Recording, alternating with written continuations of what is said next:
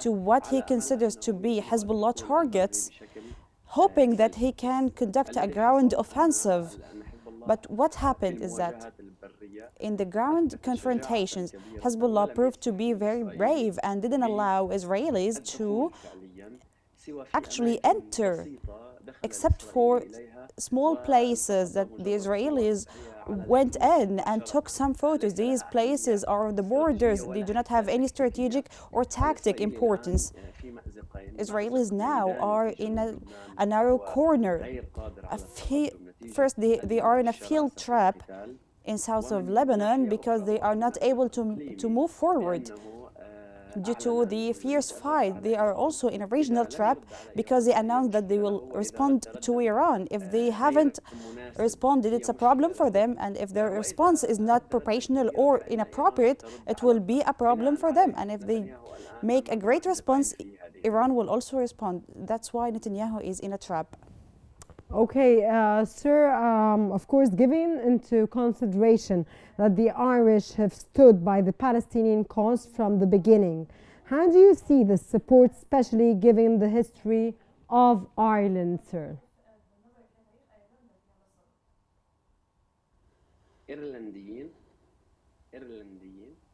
Do you speak about the Irish from Ireland? Yes, sir.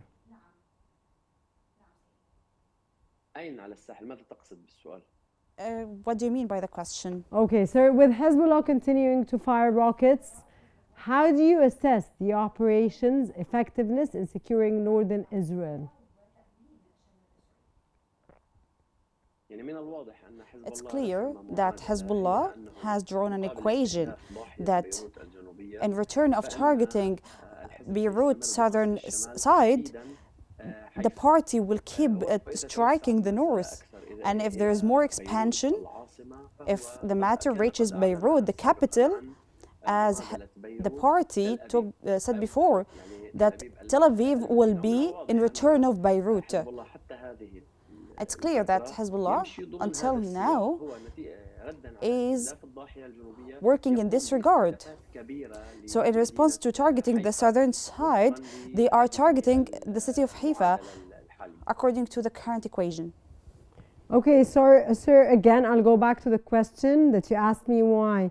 In a powerful display of courage, Irish peacekeepers once again stood at their ground against an Israeli military advance in Lebanon. And this, of course, goes back to the long history of confrontations between the Irish contingent of UNIFIL and Israeli forces. It goes back to a long time in history. This was my question, sir.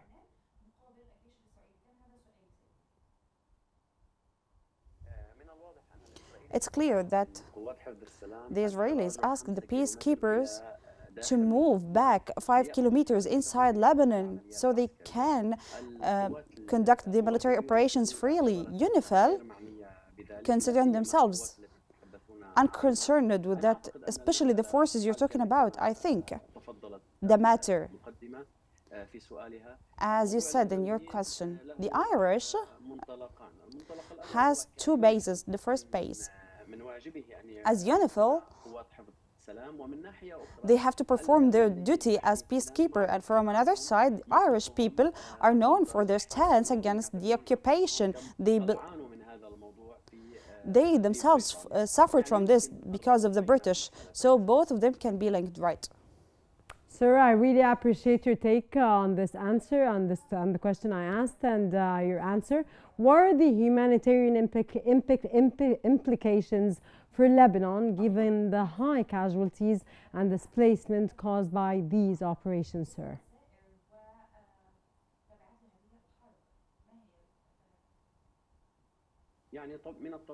It's normal that in the light of any war, there will be displacement.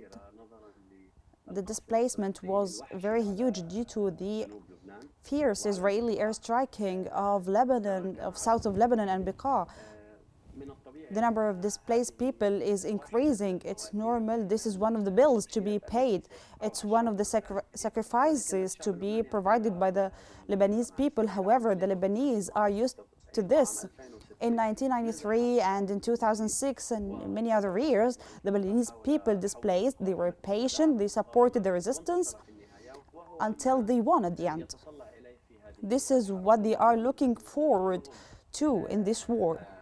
Despite of the displacement, the suffering in finding a shelter and food, but the Lebanese took a decision to resist.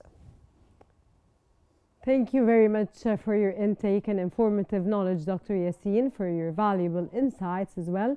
It seems the situation remains highly volatile, with both sides facing serious challenges ahead.